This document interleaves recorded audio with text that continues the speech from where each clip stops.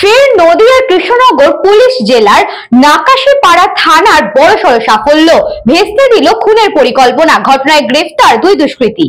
ফের নদিয়ার কৃষ্ণনগর পুলিশ জেলার নাকাশীপাড়া থানার বড়সড় সাফল্য, ভেস্তে দিল খুনের পরিকল্পনা, ঘটনায় গ্রেফতার দুই দুষ্কৃতী। পুলিশ সূত্রে খবর, গোপন সূত্রে খবর পেয়ে নাকাশীপাড়ার পুলিশ মুড়াগাছা এলাকায় হানা দেয়।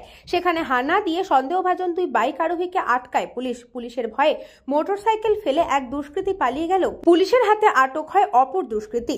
ধৃতের কাছ থেকে উদ্ধার হয় একটি 9mm পিস্তল, কার্তুজ ও ধারালো অস্ত্র। পরবর্তীতে ধৃতকে জিজ্ঞাসাবাদ করে পাটুলি থেকে আর একজনকে গ্রেফতার করে পুলিশ। সূত্রের খবর, ধৃতদের দুজনেরই বাড়ি নদিয়ার বাইরে। ধৃতদের স্থানীয় এক ব্যক্তিকে খুনের সুপারি দিয়েছিল এক ব্যক্তি। ধৃতরা তাই সবটাই স্বীকার করেছে পুলিশে জেরায়।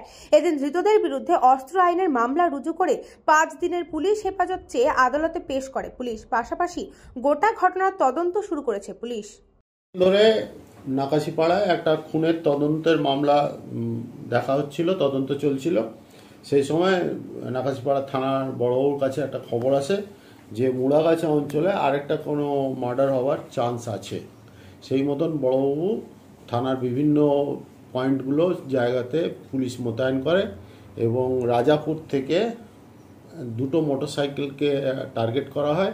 একটা মোটরসাইকেল পালিয়ে যায়, মোটরসাইকেলটা ফেলে, আর একটা মোটরসাইকেল থেকে একজনকে ধরা হয়। তাকে সার্চ করে তার কাছ থেকে 9mm পিস্তল, গুলি পাওয়া যায়।